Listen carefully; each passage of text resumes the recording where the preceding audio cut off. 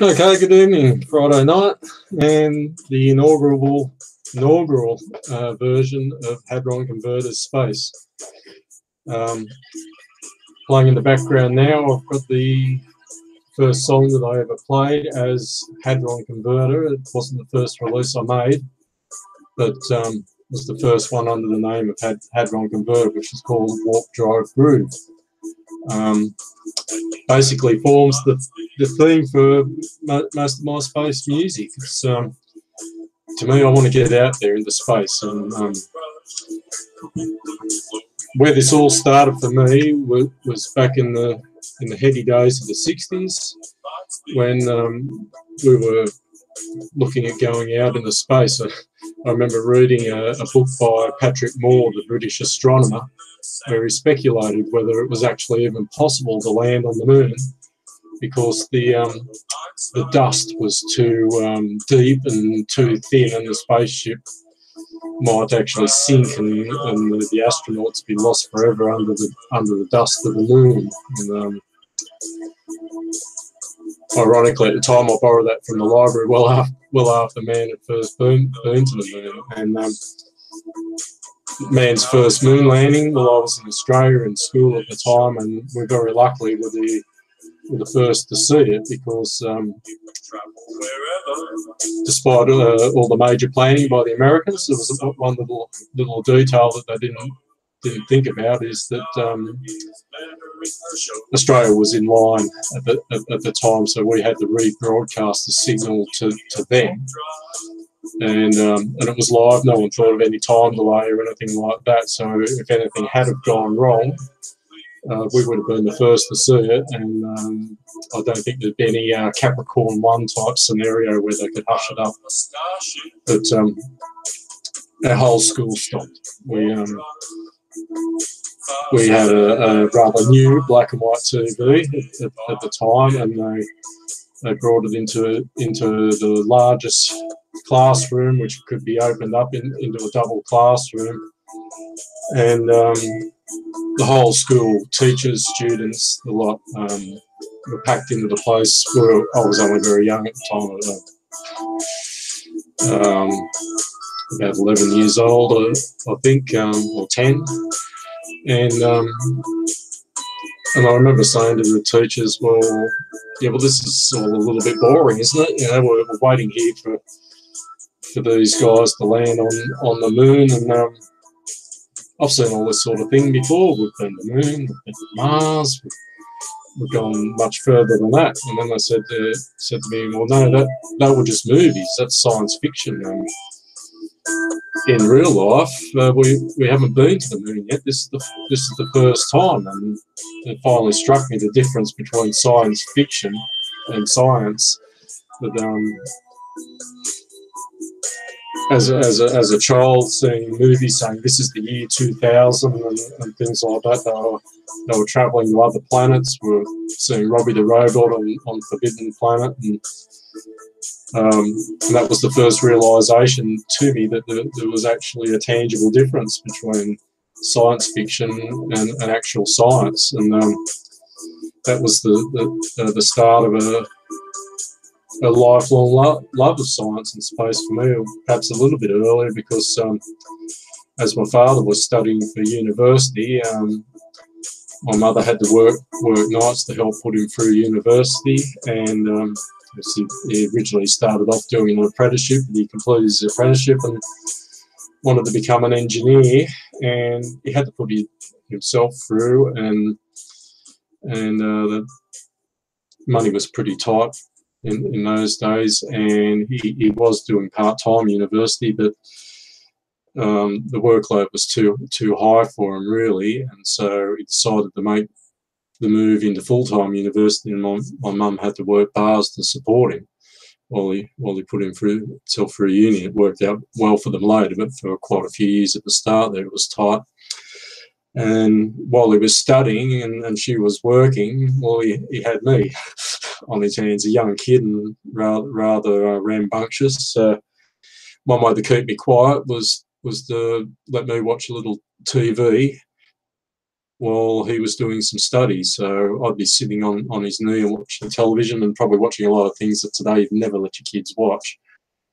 And one of the shows that I used to watch was Lost in Space. So Lost in Space from the very first black and white episodes, where actually at the start of Lost in Space, it was a little bit on the scary side for a young kid. Dr. Smith was really wicked, and he sort of mellowed out as a character as the show went on. But to start with, it was quite a scary thing, and that was a beginning of my start of the love of things like that. Just traveling through space in a spaceship just seemed like a fantastic thing to do. And my father was also watching things like, I think it was called Out of This World, and well before Twilight Zone started, and there were some very weird episodes in that, and some space-related episodes in that was always very interesting to watch.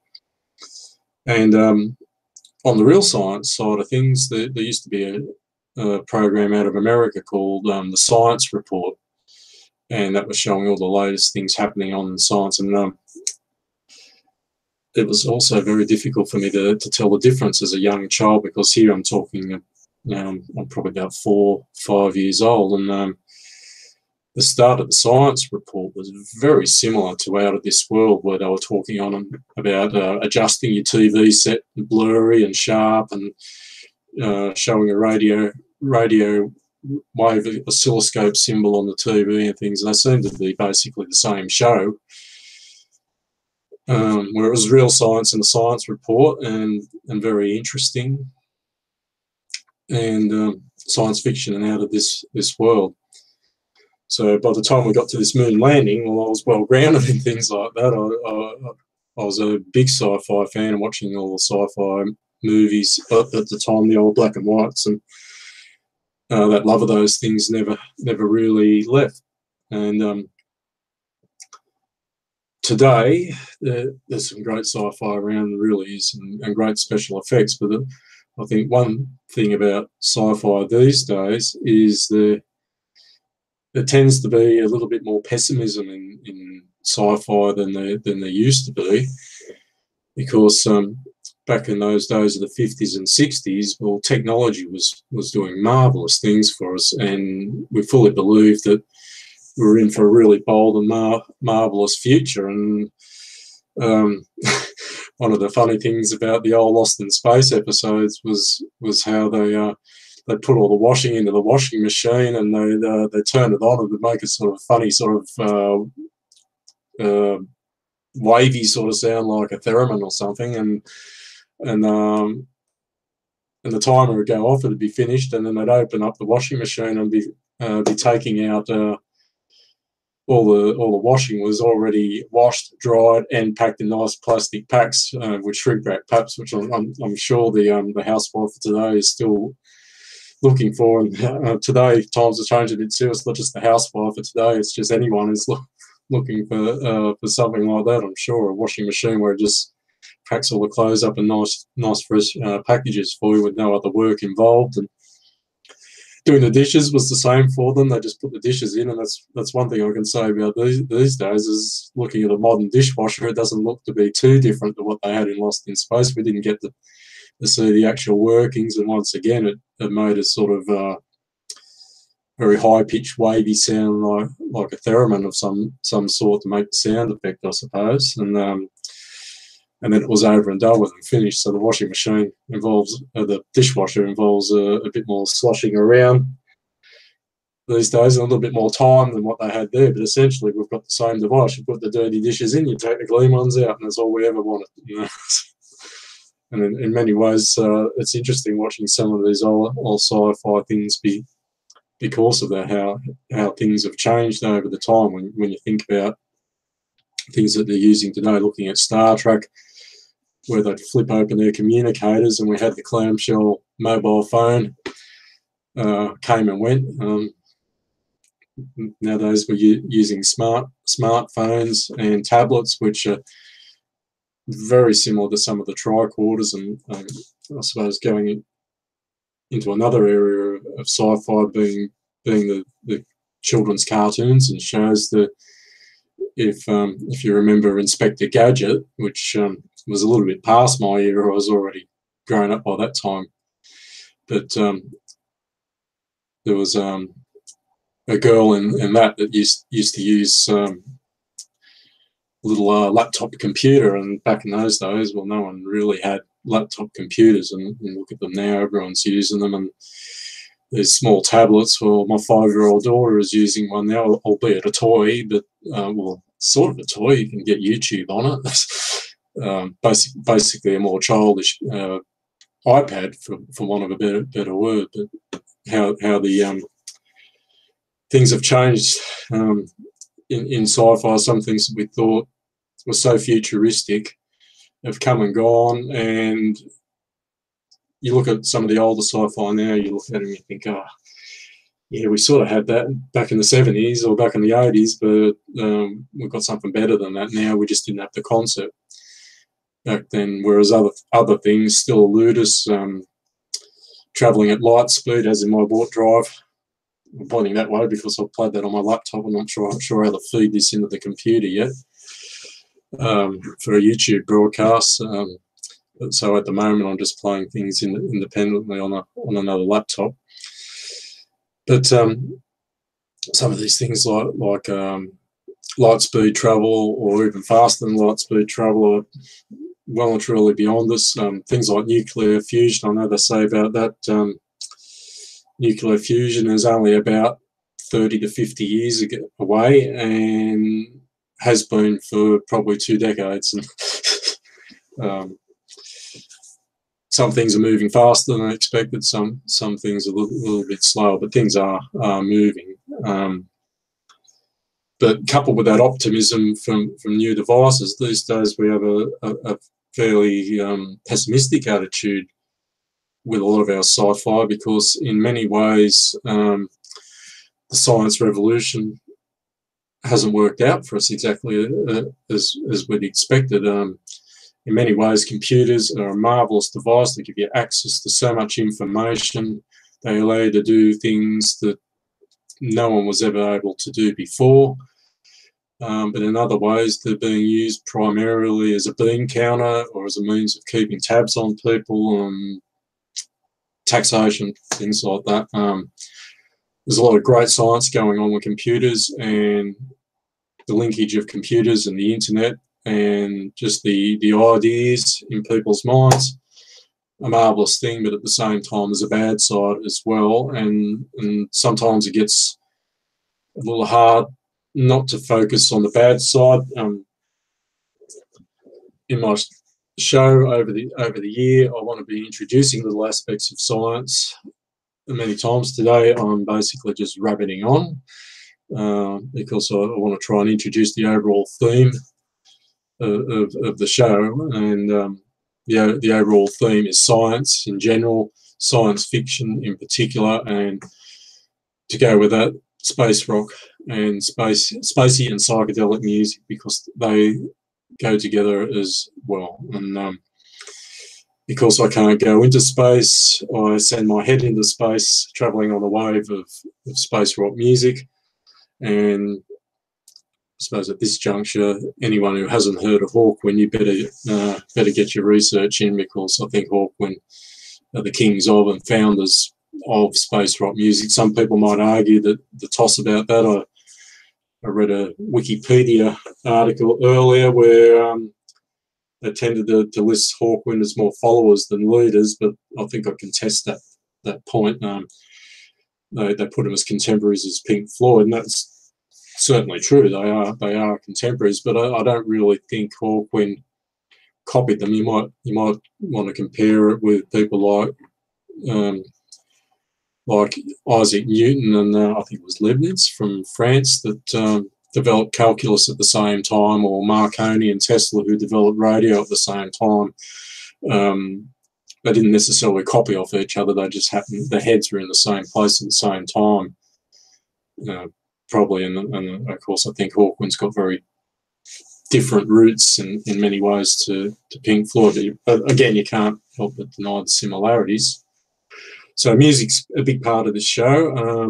will be, and I will be talking about a lot of our big space rock bands and some of our lesser but leading lights, but also the individuals. I'm part of a group called Trippy Atmospheres Collective on Facebook, and this is a group primarily of Hawkwind fans, but we're mainly Hawkwind fans who are involved in music and creative arts ourselves and trying to produce creative art. So, of course, right in there, we're heavily influenced by Hawkwind, Ozric Tentacles, and other leading space rock bands. I'm not going to list any more because I'll tell you that the list is absolutely endless, and that's why I felt that there's so much scope for a show like this, because in my course of being an admin for the Trippy Atmospheres Collective, I'm coming across so many posts of great music from people who are absolute nobodies. And that doesn't mean the music's not great. The music's fantastic. They just don't have any backing behind them or any way to get their message out there to a wider audience. And believe me, they're trying. So that's part of the mission that I have too, is I want to talk about some of those people as I find them, and also learn from you. Please feel free to comment or give any advice. I can be contacted via comments here, or my site on Facebook is also called Hadron Converter. Hadron Converter 2016 is my group, and can be emailed directly to hadronconverter@gmail.com. And I'm always keen to hear any advice, any news about any new bands or new science information of some sort or other, science or science fiction. I'm not going to draw the line here because I think they're both exciting. And of course, with the music as well, I'm not going to draw the line between space rock, psychedelic, progressive. I think it's all about the music that sets a mood, and I want to keep following that star.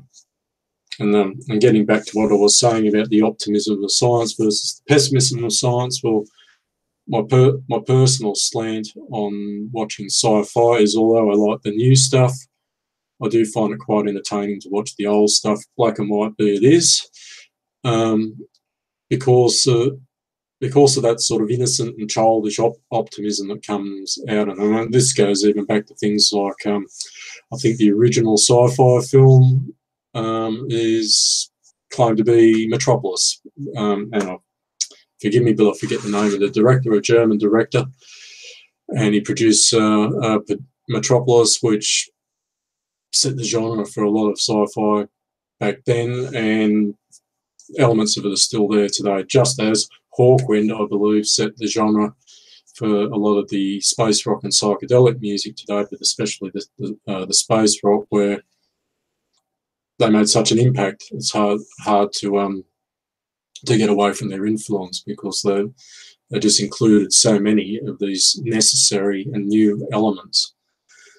And although we do have a bit of pessimism about science these days, because it is being used for terrible things in many cases, it's also being used for good things. And I hope more the focus on that, rather than certain elements out there who want to create killer robot machines and people who want to spy on you. And one of the sources of information that I'm using to pick up a little bit of science information, apart from the NASA site and popular science and things like that, is there's an internet site called How to Geek, and I get a regular newsletter from them, very regular actually. It's daily. It's more information than I can really absorb. But one thing they were talking about today was how your mobile phone could be and may probably be spying on you, because a lot of the free apps that you download contain another app underneath there that turns on the microphone and listens to what's going on. It's not that the CIA or NSA or KGB or any of those nasty people want to listen to you, though they might. I don't know what you're up to. A lot of it's just about listening in to hear what music you're listening to, what TV shows you're watching. They got recognition software that can pick that up, so that they can get information for demographics and stuff like that. And I don't know, it's probably not too evil, but just the same, it seems all rather tacky that your phone's listening into you to know what TV shows you're on. They're so desperate for information and things that they'll do things like that. And these are things that are giving science and technology a bad name, that there is a lot of abuse going on as well. Hopefully we can remove some of that. So I like to be introducing on a regular basis latest science news, science fiction news. So any information that you've got out there, you say, oh, you should have talked about this, or you should say that, please let me know. I'm right into exploring the ideas, because there's a give and take. I learn from you as much, probably more than what you learn from me.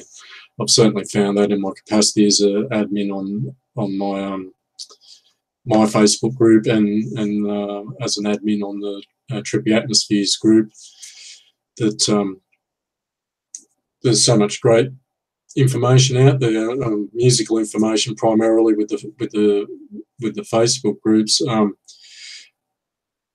There's never a day that the week goes by where I'm not just absolutely flooded with new examples of great new music from bands that have been out there for a while and I've never heard of, or individuals or new bands that are doing something new that I also never heard of. And it's just amazing keeping up with it. That's probably the advantage and disadvantage of the internet. The advantage is you've got access of all this information, but the disadvantage is it's just so much information, it's really hard to sift through it all. And relatively easy when I was a young man. There wasn't a lot on the radio. It was commercial radio, and you know what that means. I was getting the product mainly, and in Sydney, when an alternative radio station opened up, they were playing all this other stuff that was absolutely not hearing on commercial radio. I grew up in an era where the closest thing to alternative music I was getting on the radio was the Beatles. And I know there was a shock horror there, but it got worse. In the 70s, absolutely flooded with nothing but ABBA and the Village People and all sorts of disco stuff. And look, you might be an ABBA fan or a Village People fan for all I know. And I suppose looking back at some of the music now, you can look at it a little bit more favourable light, because even though you might have hated the music at the time or just weren't totally impressed by it, shall we say, and but listening to it nowadays has a bit of an additional meaning, because it puts you back to where you were back then. So now I finally look back at some of that music with nostalgia, where at the time I used to be covering my ears and going, oh no, not another ABBA song. And then when I found this alternative radio station, which in Australia it was run by the ABC, so that's the government broadcasting, Australian Broadcasting Corporation, and they were very alternative and very avant-garde, and seemed to be very much out of control. They were just doing what they wanted, and the Australian government didn't have a direct fingers approach on them. The ABC proper was very strict and formal, but some of those spin-off things like 2JJ Radio were very off the wall, and they were just doing whatever they liked, basically. And they got away for a while. They clamped down on them in the late 80s, early 90s, where suddenly they just sacked en masse a whole pile of their DJs and put in a new mob, and that's when the rots started coming. By then they were called to Triple J. They changed their name when they changed to FM back in the early 80s. And once they did that sacrificial sacking of quite a few DJs, well, then they gradually became more and more under government control and to heel. And listen, I haven't listened to them for a few years now, but last I did listen on them, last I did hear, they were still alternative, but perhaps not the alternative I was looking for anyway, and I started going away from it. And in the 70s, apart from that, your best source of information about some of this music was just to go to the record shops and flick through the records and look at the covers, and some of the more enlightened record shops would even let you have a trial listen to it so you could buy something. But a lot of it was like that, just word of mouth and that, and there was a bit around, but nothing like it is now. Whereas, as I said, now some of the more prolific posters on Facebook there, I've actually had to just ignore their posts in recent times because I've been busy working on music projects myself and family things, and there's just been way too much information. But I was trying to keep up with it for a long while there, and I'd have a quick listen and go, oh yeah, that sounds all right, and I'd put it on my YouTube watch later list, and the list started getting longer and longer, and I had to start sort of sorting through it and putting them into sub playlists. And last I looked, I've got a backlog of something like 400 songs that I've got to slowly, not just songs, but slowly sift my way through on that watch later list, because so much stuff coming through, and that coupled with the era of live streaming. Well, I've been hooked on live streaming for the last year, and that's one reason why I'm starting to do it myself. Is what a great source of information. As a musician, I'm finding I've got more access to knowledge now that I never had. I started playing the guitar when I was 18, and learned little bits and pieces here and there. But what I found is a lot of guitar players, and I think times haven't really changed in that way either. There's a lot of guitar players, they guard their tricks and their secrets very jealously, because some are worried that if they teach you their tricks, next thing you'll be able to play as well as they are. No, not so impressive. But to me, that's never been the nature of the spirit of music. I spill my guts about everything. Any information I've got about music, I'm more than happy to tell, because for me, I just enjoy the music so much. I don't care whether I'm giving or taking. It's either way. It's just a great thing to be part of. And with the live streaming these days, it's giving me so much access to information from really, really great guitar players who I never would have had the chance to have contact with in the past. So that tends to build up on the watch later list too. I've got tons of tutorials on guitar and also on keys. I don't know if it shows up in the, probably can't see, but I'm surrounded by keyboards here. I'm in my studio and I'm surrounded by synthesizers and keyboards and one or two guitars as well. So with the era of live streaming, it's a strange time that we're living in. I think we've got access to so much information, but at the same time we're flooded by so much information. It's hard to know what to do with it, and that goes doubly for the music. It's just banking up. So one of the things I can do on this is talk about some of the music I like, and maybe you haven't heard of them. Probably you have. Maybe you've heard of someone who sounds like that, or you think sounds better. Tell me all about it, because I'm really keen to hear it. And there is just so much out there, and I really want to put something into to the space genre because it's never been mainstream. Now, I don't know whether that's good or bad. Very often, going into the mainstream tends to spoil things. There was one group in Australia, I think it was Regurgitator, wrote a song, "I like your old stuff better than the new stuff," and that's a classic sort of summing up of how it goes with bands. A lot of people everyone starts off alternative. I mean, it's easy not to be the product when no one's buying, but then all of a sudden, someone's offering you a wad of cash in a contract. What musician can refuse? It can be a bit hard. I haven't had to deal with the temptation yet myself, but I don't know if I would. I have seen examples where that's so, where a new band starts off and they're raw, they're unrefined, they've got this energy. They get a popular following.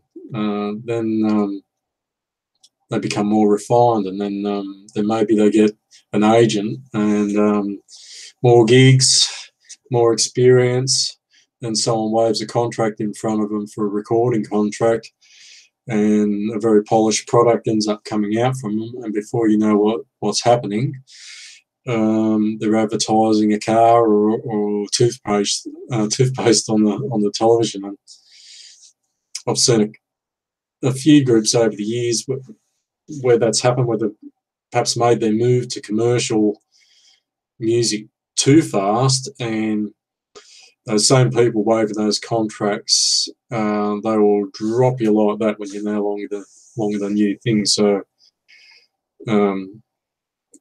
it takes a lot of deciding, I think, before you sign up on one of those contracts. I'm just thinking of two particular groups in Australia, in any case. One was called Rat Cat, and the other was called Wolf Mother. Now, both of those groups, to start with, just created a wave of energy. I can't say I was right on top of the Rat Cat thing. They're targeting sort of a young indie audience in the 90s, and I was actually introduced to them by someone that I work with, and we went down to a hotel in Miranda, which is in Sydney, Australia, and saw them, and I said, "Oh yeah, well they're all right.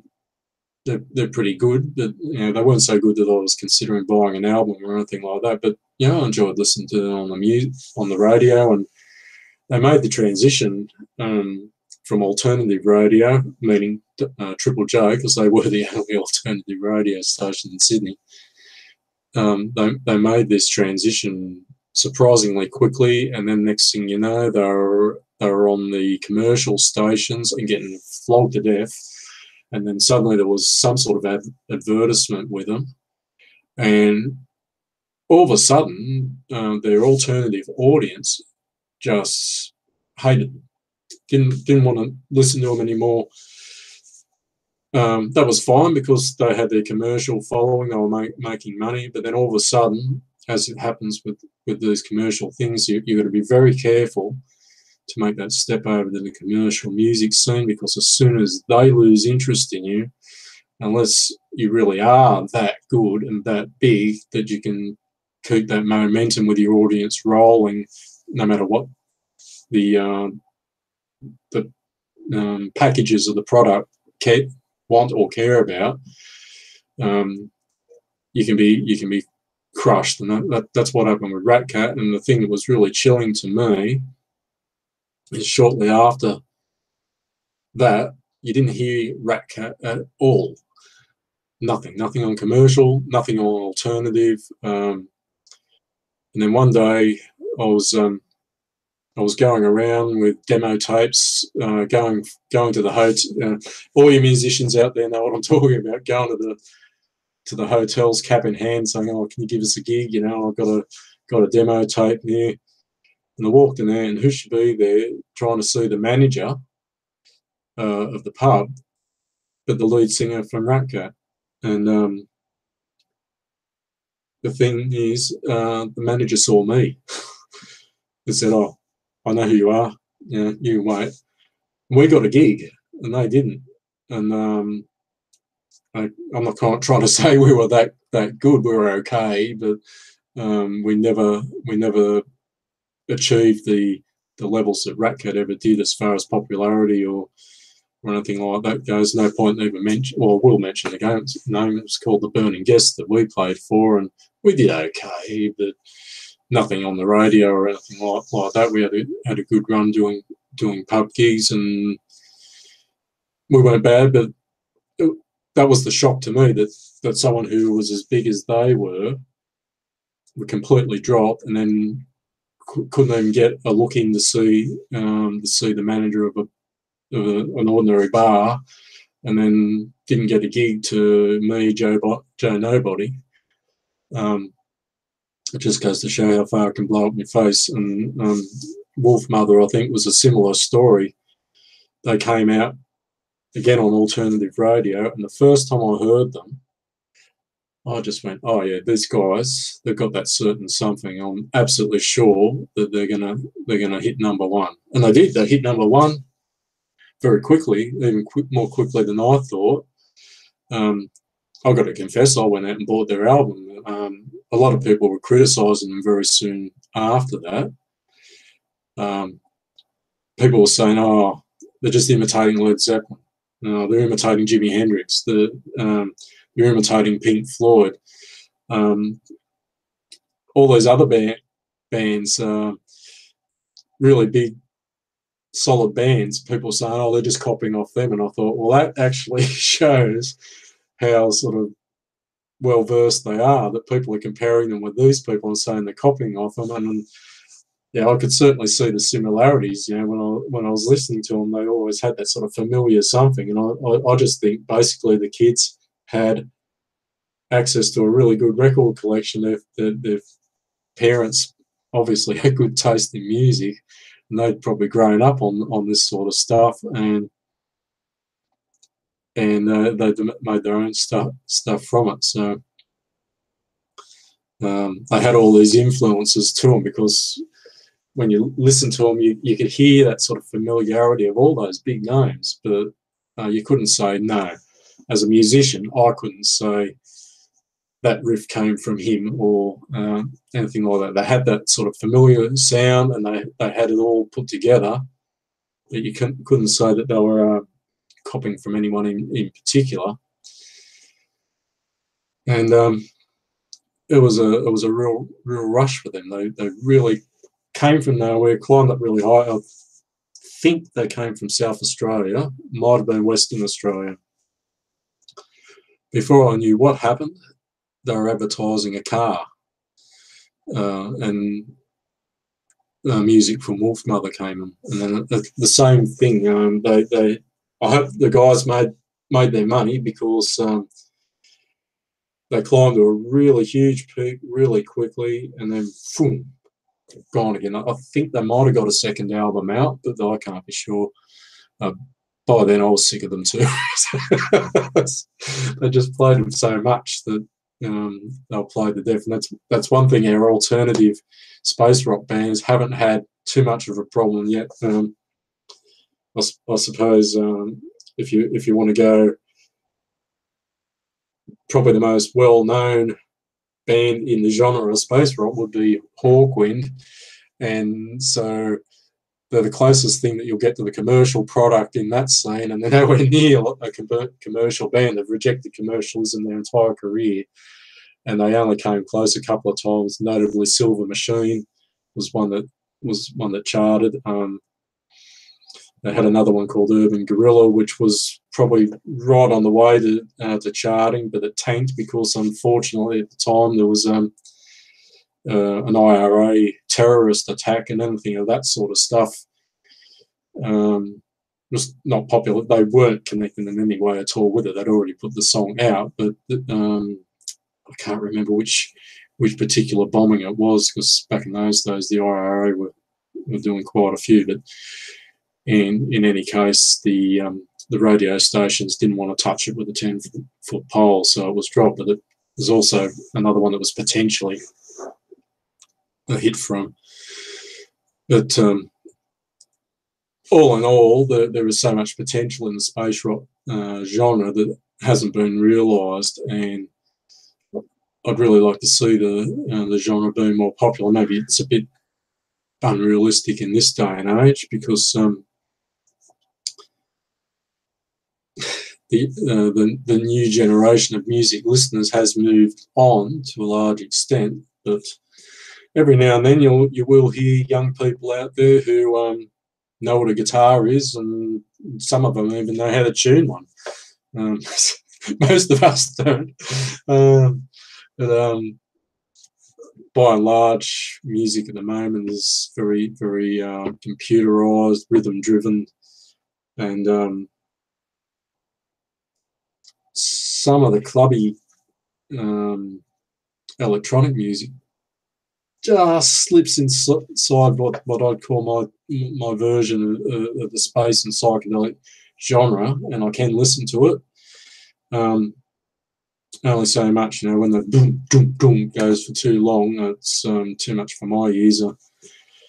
I do train at the gym with some reasonably younger people in their early 20s and things like that, and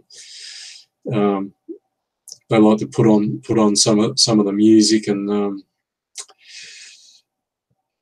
tends to be rather excruciating for me a lot of the times. And sometimes I hear some stuff and I go, "Oh, yeah, that's got potential." Sounds alright. It's matter of taste, but that's the way it is. Things have moved on a little bit, but I still think there's potential out there, and a lot of the people that I'm associated with, and I myself are trying to combine some of these things, in that we're combining traditional rock genres, but also throwing a bit of electronic in and things like that as well. So I can't complain about people using drum machines and rhythms. I do use a bit of it myself, most particularly for the reason that I can't play drums, and I don't have a drummer. My neighbour across the road is sort of trying to persuade me into doing a collaboration with me, and he said, "Oh, I could play bass." And I know he's got a drum set. He gets some sometimes, and I might have a word with him about putting some drums on as well to get away from the machinery and get a real drummer. And I haven't really had a chance to listen to him play that much, but I know with keyboards and guitar, he's a genius. You just go over there and just go, "Oh." The main reason I haven't played with him because I'm embarrassed to even play with him. He's too good, and he's not particularly inside our genre. I'm trying to subvert him to the space rock genre. If I could get him in the space rock, who knows? We might have an Eric Clapton the space rock. But yeah, a lot of us are working on this thing to try and combine it, and it's never been against the rules.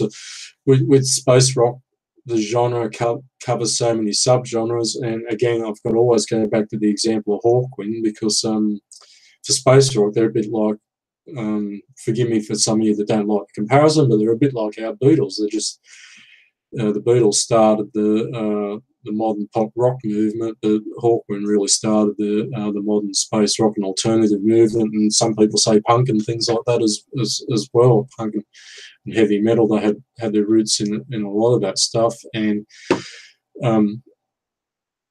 they've experimented with and tried so many different formats, and I've even heard a bit of very electronic music come out of Hawkwind. And Dave Brock, who was the sort of one of the founder members of Hawkwind, has also done his own very electronic sounding stuff as well, but that doesn't mean he's not going to grab a guitar, he's not going to sing, he's not going to vary from that. He uses whatever tools he finds necessary to do the job, to get the message out that he wants for a particular song.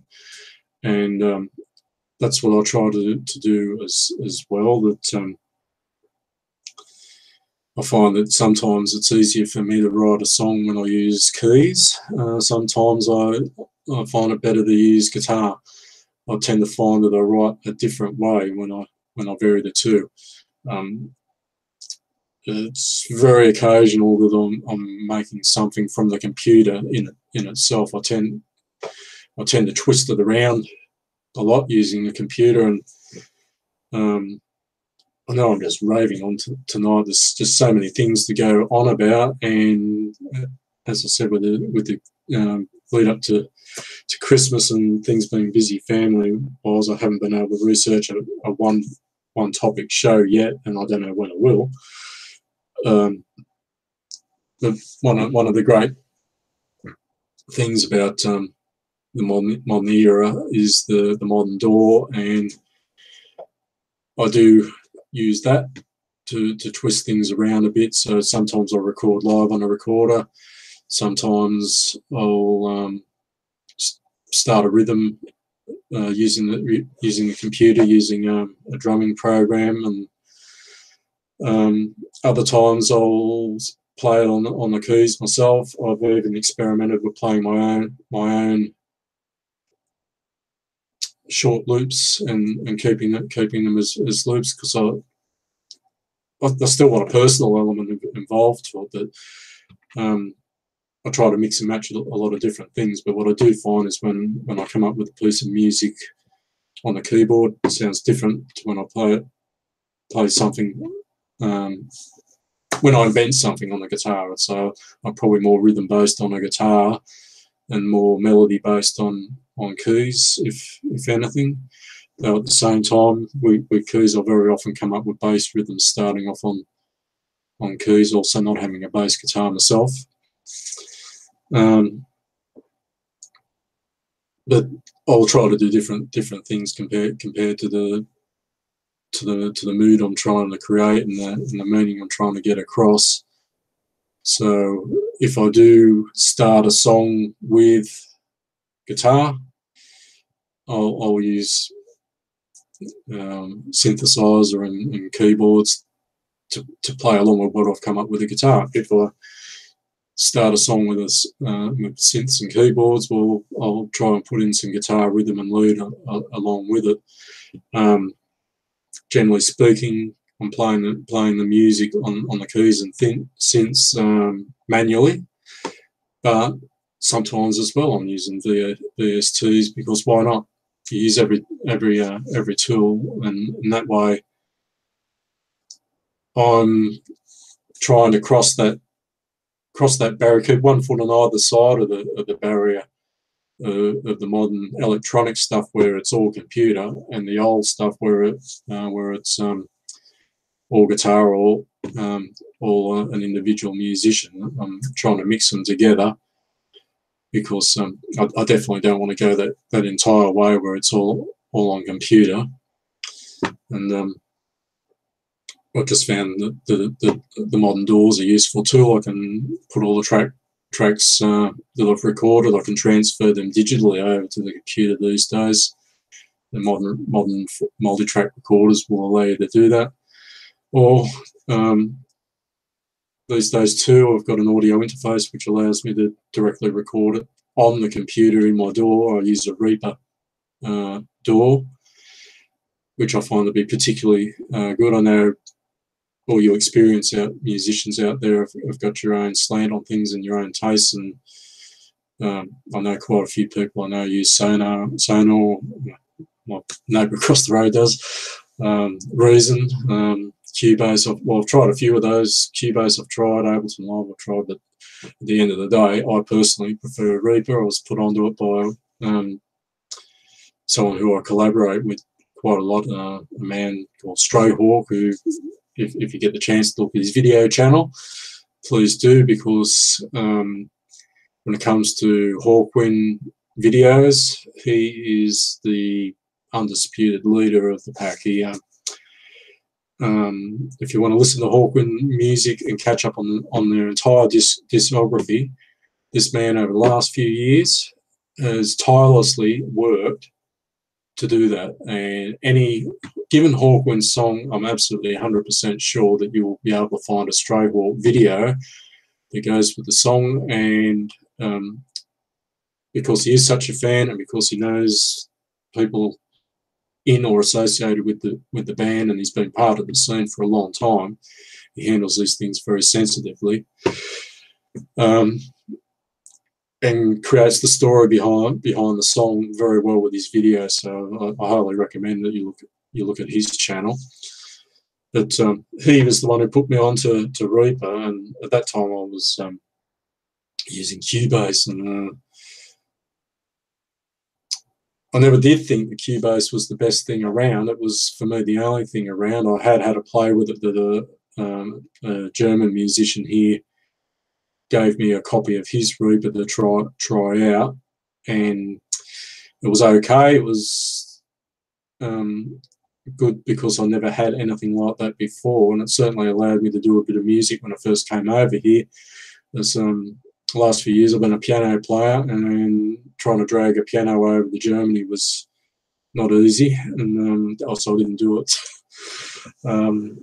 I had no instrument at all, and out of desperation, I'm staying in a unit in the city of Mannheim here in Germany, and I bought myself a clarinet from Aldi, cheap, and started learning how to play the clarinet just so I had some sort of instrument to play, because I was going through musical withdrawal, not having an instrument. And so I had to fiddle around with this version of Cubase and started doing some recording on that. And yeah, it wasn't bad, but it was hard.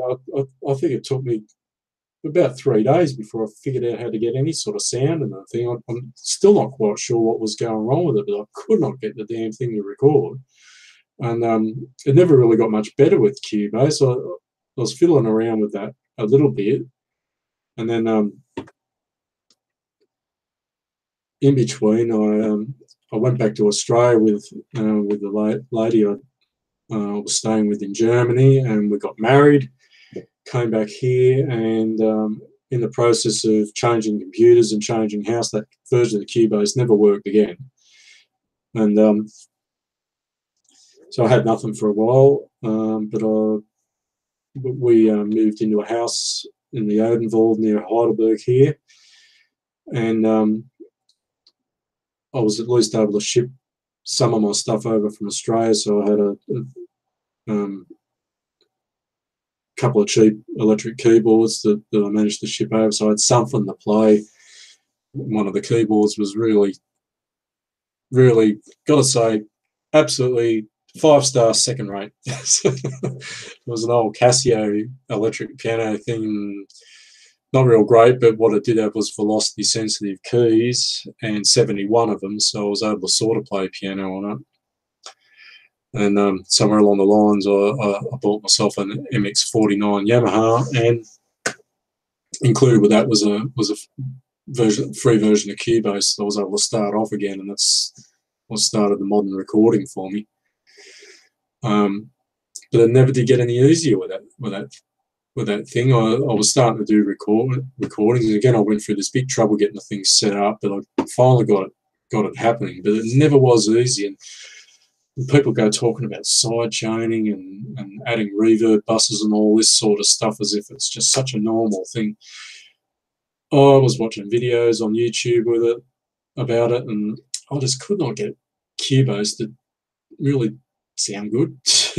It just very hard to use, and then I started getting the gas syndrome, gear accumulation syndrome they call it. I bought myself a Novation synthesizer because I just love the sound of Novation. Turned on the Ben by Quantum Fante and Osric Tentacles. I thought I want to get something that sounds like that, and but I couldn't get the Supernova 2, which is what you really need to be exactly like it. So I got an Ultranova, and I wanted to download some Supernova sounds for that. Wasn't going well. I got on the product support at Novation, but I was caught in this situation where Novation in UK wouldn't handle it. They wanted the German branch to handle it. We got caught into this problem that the guy in Germany didn't speak English well enough to understand exactly what my problem was, and I didn't speak German well enough to exactly explain it to him. So we were sort of caught halfway in between there, but we sort of understood each other. We could communicate quite well, but just couldn't quite get to the problem. And he gave me a free version of Ableton Live, and I had a bit of a fiddle with that. Didn't like that either. It's mainly I think, for loops, and if you like doing DJ stuff, it's probably okay. But the real thing I found hard about Ableton Live was it was so fine print. Admittedly, later on, I found out a way to enlarge, but everything was so small I couldn't read what was going on. And on the wrong side of presbyopia these days, I've got to wear reading glasses for a lot of things, and I just couldn't handle the thing. And then next thing you know, Cubase kept on crashing on me. The iLock system wasn't functioning because the Windows 10 updates and things were freaking it out. And I kept on having to try and reset my code, and then it wouldn't accept my code and that. And this happened about 3 times. And I said, just try this Reaper for once, and I'm going to do a trial of all the different doors. I'll just, there's enough of them around to keep me recording for a year. I'll try a 30-day trial with everything. And I thought, I've got that version of Reaper that Strayhawk gave me. So I thought, I'll give that a try first. I've already got that. And got it. The first time I used it was a little bit of a teething problem, just the difference between that and Cubase. The second time I used it, things were running a bit more smoothly, and I realised I liked it, and that feeling's never left. It just doesn't matter what I want to do, it'll do it. It's just really great, and there's a heap of tutorials out there for it. Still millions of things that you need to learn, but the fact of the matter is, everything is so easy to do. You just need someone to show you how to do it, and you can do it. And there's Reaper TV and I'm always getting mixed up with the Hawkins song, Reaper Madness, or Reaper Insanity, or something like that. Kenny Joyer's website, anyway, if anyone's seen. Great information. If you want to find something, you find it out on those. And as I said, it's so easy to do. Whereas looking at tutorials in Cubase, I never got anywhere. And then Cubase finally crashed again, and I said, oh, well, it doesn't matter. I've got a version of the song in both Reaper and Cubase.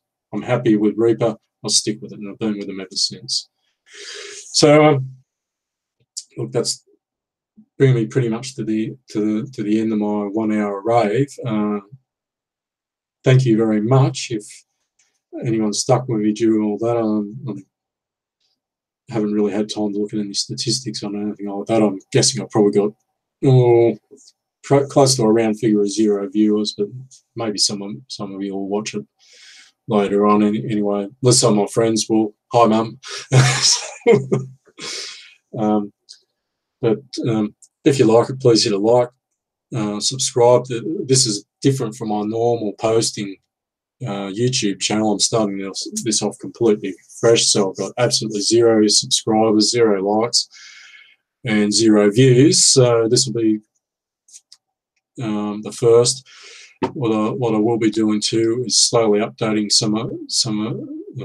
uploading some of my videos and songs that I have on my regular channel, so that you can hear some of my music. And if I can get permission from some of you musician guys out there to post it on the track too, I will try and post that on as well when I talk about your bands, because that is going to happen. I'll talk about you guys as well.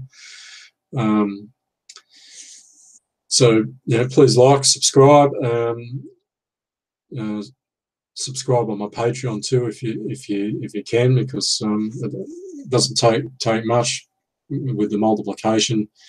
with enough subscribers, enough viewers, and ultimately enough Patreon subscribers, I could probably get a new T-shirt anyway.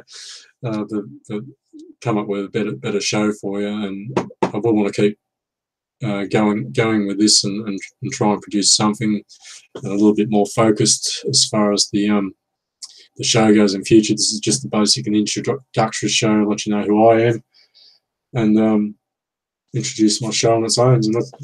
And summarising the aims yet again, it's just all about space, all about space rocket, and all about science, and anything in between, music in general, but basically leaning towards the space rock genre and the subgenres that come out from it. As I said as well, Hawkins led the way as far as that goes. The subgenres with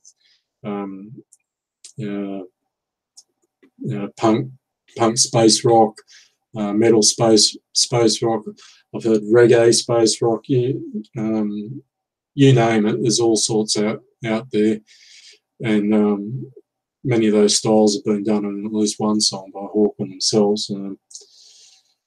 And also try and talk a little bit about the creativity that goes with it, psychedelic art and video. And I've already mentioned Stray Hawk, because I feel I've got to mention him on my first show, because we've been working together for a few years, and most of my music videos, the video part has been done by him. I'm doing some myself now, but most have been done by Stray Hawk, and he does such a marvellous job with them, and thanks Stray Hawk. And he seems to always have that essential feeling on what the song's about, and that's why I certainly recommend that you look at his things as well. So I'll stop the broadcast now, and so have a good Friday night, and I'll try and get back to you next Friday night, keeping it as a regular weekly basis as far as possible. So good night and cheers.